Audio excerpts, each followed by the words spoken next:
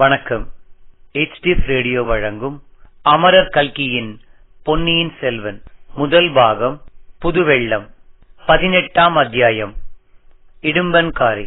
கொள்ளிடத்து பரிசில் துறையில் ஆழ்வார்க்கடியான் நம்பி என்னும் திருமலையப்பனை விட்டுவிட்டு வந்துவிட்டோம். அந்த வீர வைஷ்ணவரை இப்போது கொஞ்சம் கவனிக்கலாம். வந்தியத்தேவன் குதிரை ஏறி குடந்தை நகர் நோக்கிச் சென்றதும் திருமலை அவன் போன திசையை பார்த்து கொண்டே தனக்குள் சொல்லிக் கொண்டான். இந்த வாலிபன் மிக பொல்லாதவனாய் இருக்கிறான்.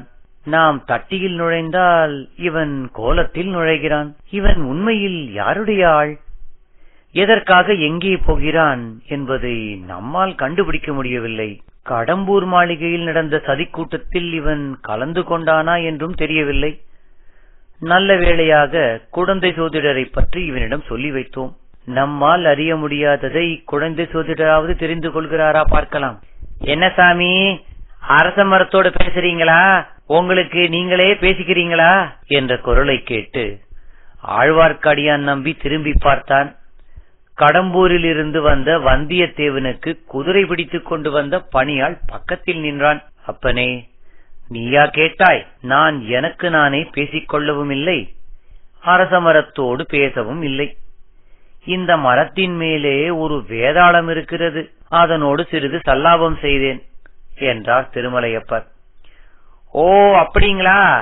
அந்த வேதாளம் சைவமா வைஷ்ணவமா என்றான் அந்த ஆள். அதைத்தான் நானும் கேட்டுக்கொண்டிருந்தேன். அதற்குள்ளே நீ வந்து குறுக்கிட்டாய். வேதாளம் மறைந்து விட்டது. போனால் போகட்டும், உன் பெயர் என்ன அப்பனே? எதற்காக கேட்கிறீங்க சாமி?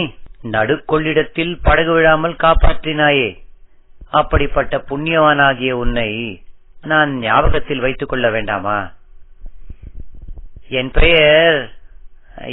பெயர் இடும்பன்காரி சாமி என்று இழுத்தாற்போல் சொன்னான். ஓ, இடும்பன்காரியா? எப்போதோ கேட்ட ஞாபகமா இருக்கிறதே. இடும்பன்காரி அப்போது ஒரு விசித்திரமான காரியம் செய்தான். தன்னுடைய விரித்த கைகள் இரண்டையும் ஒன்றின் மேல் ஒன்றை குப்புறுத்தி வைத்துக் கொண்டு இரு ஓரத்து கட்டை விரல்களையும் ஆட்டினான். ஆட்டிக்கொண்டே திருமலையப்பரின் முகத்தை பார்த்தான். அப்பனே, இது என்ன சமிக்ஞை? எனக்கு விளங்கவில்லையே என்றார் திருமலை. அப்போது இடும்பன்காரியின் கரிய முகம் மேலும் சிறிது கருத்தது. கண் புருவங்கள் நெறிந்தன. நான் ஒன்றும் சமிக்ஞை செய்யவில்லையே என்றான். செய்தாய், நான் தான் பார்த்தேனே. பரதநாட்டிய சாஸ்திரத்தில் திருமாலின் முதல் அவதாரத்துக்கு ஒரு அஸ்தம் பிடிப்பதுண்டு, அது மாதிரி செய்தாயே. திருமாலின் முதல் அவதாரம் என்றால் அது என்ன? விஷ்ணுவின் முதல் அவதாரம் தெரியாதா? மச்சாவதாரம். மீனே சொல்லுறீங்களா? ஆமாம் அப்பனே, ஆமாம். நல்ல வேலை சாமி, உங்கள் கண்ணே விசித்திரமான கண்ணாய் இருக்கிறதே. வெறும் மரத்தின் மேல வேதாளம் தெரிகிறது, என் வெறுங்கையில மச்சாவதாரம் தெரிகிறது. ஒருவேளை மீன் பேர்ல சாமியாருக்கு கொஞ்சம் ஆசை அதிகமோ? சேச்சே, அந்த மாதிரி எல்லாம் சொல்லாதே அப்பனே. அது போனால் போகட்டும். நம்மோடு படகிலே ஒரு வீர சைவர் வந்தாரே, அவர் எந்த பக்கம் போனார் பார்த்தாயா? பார்க்காமல் என்ன, பார்த்தேன். நான் குதிரை வாங்க போன பக்கம்தான் அவரும் வந்தார். உங்களை பத்தி திட்டிக்கொண்டே வந்தார். என்னவென்று என்னை திட்டினார்? உங்களை மறுபடியும் அந்த வீரசைவர் பார்த்தா உங்களை முன்குடுமையை சிரைச்சு தலைய மொட்டை அடிச்சு. ஓஹோ, அந்த வேலை கூட அவருக்கு தெரியுமா? உங்கள் திருமேனில் உள்ள நாமத்தை எல்லாம் அழித்து விட்டு திருநீரை பூசி விடுவாராம். அப்படியானால் அவரை கட்டாயம் நான் பார்த்தேயாக வேண்டும். அவருக்கு எந்த ஊர் என்று உனக்கு தெரியுமா? அவருக்கு புள்ளிருக்கும் வேலூர் என்று அவரே சொன்னாருங்க. அந்த வீரசைவரை போய் பார்த்து விட்டுத்தான் மறுகாரியம். அப்பனே, நீ எங்கே போகப் போகிறாய்? ஒருவேளை நீயும் அந்த வழி வரப்போகிறாயோ? இல்ல, நான் எதற்காக அங்கே வருகிறேன்? திரும்பி கொள்ளிடத்தை தாண்டி கடம்பூருக்குத்தான் போறேன். இல்லாவிட்டால் எஜமானர் கண்ணை பிடிங்க விட மாட்டாரா? அப்படியானால் உடனே திரும்பு. அதோ படகு புறப்பட போகிறது. இடும்பன்காரி திரும்பி பார்த்தபோது ஆழ்வார்க்கடியான் கூறியது உண்மை என்று தெரிந்தது. படகு புறப்படும் தருவாயில் இருந்தது. சரி சாமியாரே, நான் போகிறேன் என்று சொல்லிவிட்டு படகு துறையை நோக்கி விரைந்து சென்றான் இடும்பன்காரி. பாதி வழியில் ஒரு தடவை திரும்பி பார்த்தான். அதற்குள் ஆழ்வார்க்கடியான் ஒரு விந்தையான காரியம் செய்திருந்தான். மளமளவென்று அந்த அரசமரத்தின் மீது பாய்ந்து ஏறி கிளைகள் அடர்ந்திருக்கும் இடத்துக்கு போய்விட்டான். ஆகையால் இடும்பன்காரியின் கண்ணோட்டத்தில் அவன் விழவில்லை. இடும்பன்காரி நதியின் பரிசில் துறையை அடைந்தான். படகோட்டிகளில் ஒருவன், அக்கறைக்கு வருகிறாயா அப்பா என்று கேட்டான். இல்லை, அடுத்த படகில் வரப்போகிறேன், நீ போ என்றான் இடும்பன்காரி. அடே, இவ்வளவுதானா? நீ வருகிற வேகத்தை பார்த்துவிட்டு படகை நிறுத்தினேன் என்று சொல்லி ஓடக்காரன் கோல் போட்டு ஓடத்தை நதியில் செலுத்தினான். இதற்குள் அரசமரத்தின் நடுமத்தி வரையில் ஏறி நன்றாக மறைந்து உட்கார்ந்து கொண்டே திருமலை இதற்குள் அரசமரத்தின் நடுமத்தி வரையில் ஏறி நன்றாக மறைந்து உட்கார்ந்து கொண்டே திருமலை, ஓஹோ, நான் நினைத்தது சரியாக போயிற்று. இவன் படகில் ஏறவில்லை, திரும்பித்தான் வரப்போகிறான். வந்த பிறகு எந்த பக்கம் போகிறான் என்று பார்க்க வேண்டும். இவனுடைய கைகள் மச்சஹஸ்த முத்திரை காட்டியதை நான் நன்றாக பார்த்தேன். அதன் பொருள் என்ன? மீன். மீன் மீன் சின்னம் எதை குறிக்கிறது? மீன் பாண்டியனுடைய கொடியில் பொறித்ததல்லவா? ஒருவேளை அப்படியும் இருக்குமோ? பார்க்கலாம், சிறிது பொறுமையுடனே இருந்து பார்க்கலாம். பொறுத்தவர் பூமி ஆழ்வார், பொங்கியவர் காடாழ்வார். ஆனால் இந்த காலத்தில் பூமி ஆழ்வதை காட்டிலும் காடு ஆழ்வதே மேலானது என்று தோன்றுகிறது. ஆனாலும் பொறுத்து பார்க்கலாம். இவ்விதம் அரசமரத்தில் இருந்த அருவமான வேதாளத்தினிடம் திருமலை சொல்லிக் கொண்டிருந்தான். விரைவில் அவன் எதிர்பார்த்தபடியே நடந்தது. படகு இடும்பன்காரியை ஏற்றிக் கொள்ளாமலே சென்றது. இடும்பன்காரி நதிக்கரையில் இருந்தபடி அரசமரத்தடியை உற்று உற்று பார்த்தான். பிறகு நாலா திசைகளிலும் துளாவி பார்த்தான். ஆழ்வார்க்கடியான் எங்கும் இல்லை என்பதை நன்கு தெரிந்து கொண்டு திரும்பி அதே அரசமரத்தடிக்கு வந்து சேர்ந்தான். இன்னும் ஒரு தடவை சுற்றுமுற்றும் நன்றாய் பார்த்துவிட்டு அந்த மரத்தடியிலேயே உட்கார்ந்து கொண்டான். எதையோ அல்லது யாரையோ எதிர்பார்ப்பவன் போல் அவனுடைய கண்கள் நாலாபுரமும் சுழன்று நோக்கிக் கொண்டிருந்தன. ஆனால் மரத்தின் மேலே மட்டும் அவன் அண்ணாந்து பார்க்கவில்லை.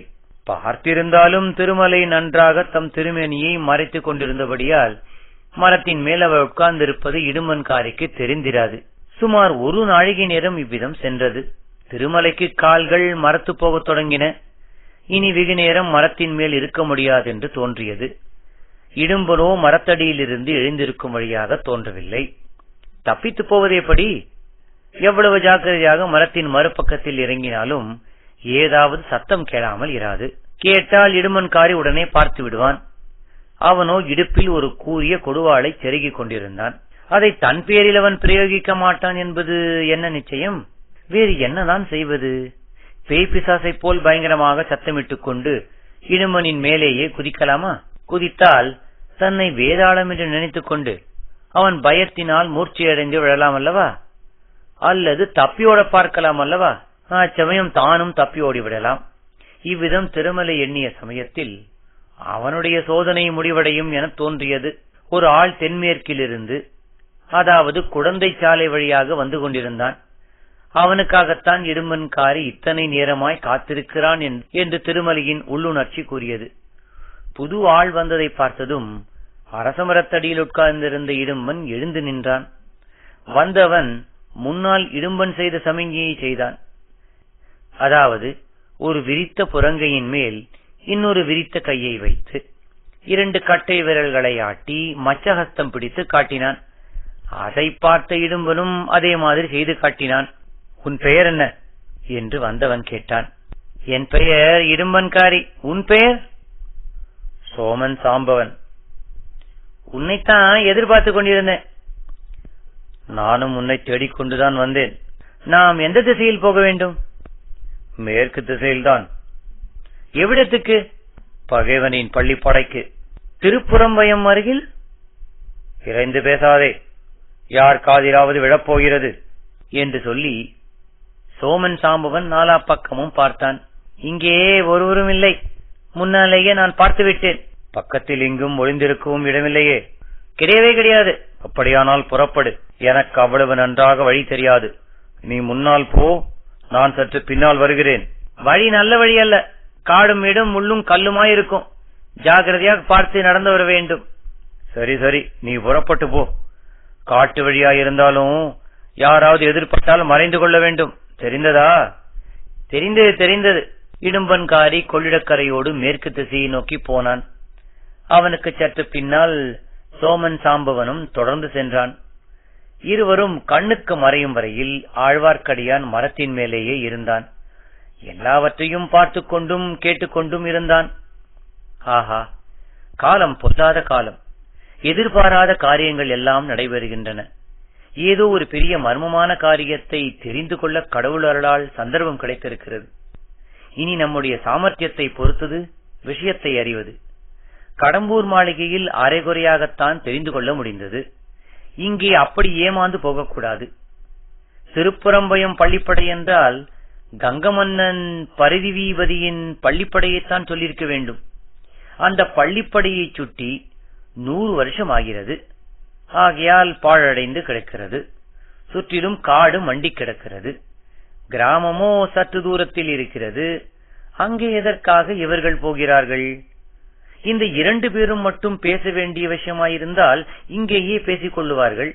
காட்டு வழியில் ஒரு காத தூரம் போக வேண்டியதில்லையே. ஆகையால் அங்கே இன்னும் சிலரும் வரப்போகிறார்கள் என்பது நிச்சயம். எதற்காக?